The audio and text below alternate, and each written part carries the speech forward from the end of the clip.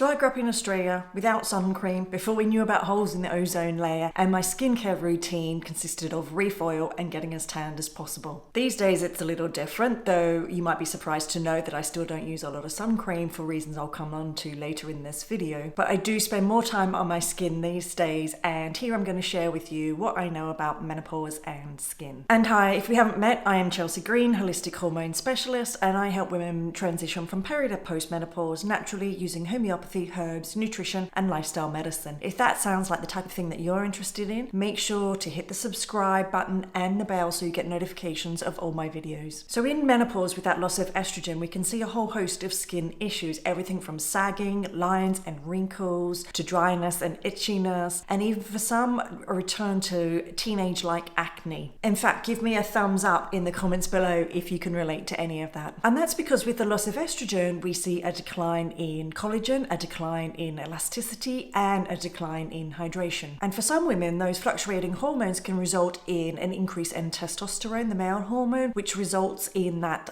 teenage skin, the acne, and that any unwanted hairs. So previously, those high levels of estrogen kept the skin lovely and plump, firm and hydrated, but now things are a little more challenging. But we have lots of natural ways that we can support the skin. The first of those is phytoestrogens. We can use phytoestrogens to help boost estrogen levels. Phytoestrogens are plant-based estrogens, and you can find them in flax seeds, maca, organic fermented soy, edamame beans, and some fruits and vegetables. Next up is collagen. So we can support the body's collagen production by eating collagen-rich foods, particularly bone broths, or by using a collagen powder or supplement. If you are using bone broths, just make sure that you are getting your bone broth from organic, grass-fed beef, because the bones store heavy metals and toxins. Personally, I use a collagen powder, and I just find it easier as the powder that I use contains type 1 and type 3 collagen, which not only supports the hair, skin and nails, but also it helps with gut health. And speaking of gut health, the state of the skin will often tell you what's going on with the gut. Whilst we're focused on the external, it's often the internal that needs our focus. So make sure you're focusing on gut health. Lots of pre and probiotics, a vast array of colorful vegetables, and some fermented foods, and staying away from the inflammatory foods that are going to harm the gut, like gluten, dairy, sugar,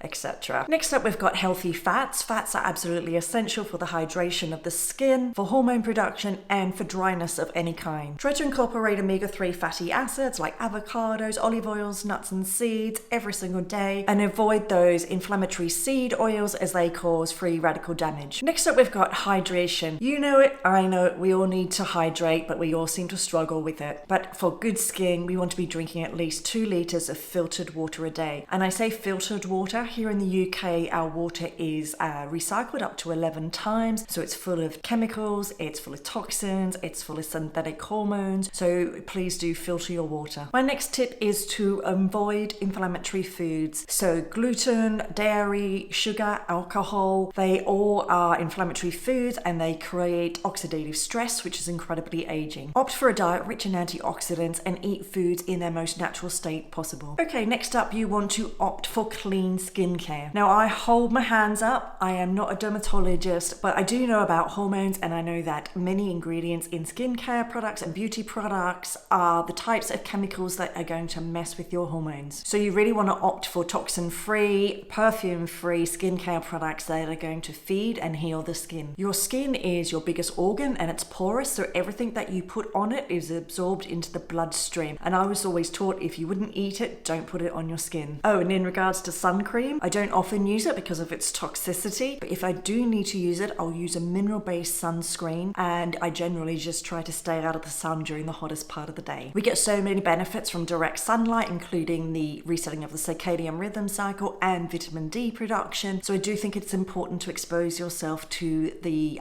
sun without sun cream where possible. Building on from clean products, we want to look for natural ingredients that help the skin. For example, I use a lot of frankincense-based products. Frankincense is known as nature's Botox. Though I did go to Morocco last year, and in Morocco they say cactus oil is nature's Botox, and I have been trying cactus oil recently and I quite like it. Nature provides us with a lot of lovely ingredients that help the skin, and another one of my favorites is Kakadu plum from Australia. It's rich in vitamin C and full of antioxidants, and the skin loves it. But in terms of brands that I like that use natural ingredients and that are pretty clean, my favorite favourites here in the UK, that is, are Tropic, Weleda and Neal's Yard. Tissue salts is my final tip, and this is something I formulated myself as a homeopath for my own use. It's my secret weapon, but I'm going to share it with you. I have a combined tissue salt of calc flour, calc phos and silica. It acts as an anti-aging tonic. It gives support and structure, as well as help with the production of collagen, elastin, and it promotes connective tissue and elasticity. So if you have a homeopath or a homeopathic pharmacy nearby, why not ask them about that? So let me know in the comments below which of these tips you're going to try. I would recommend, I do all of these things, but I'd recommend, as always, if you're new to this, make small changes. Small changes are more sustainable, so just pick one or two things that resonate with you, implement those. When they become your norm, then you can add in a few other tips. We want to make small changes. Small changes make really big differences when it comes to hormones.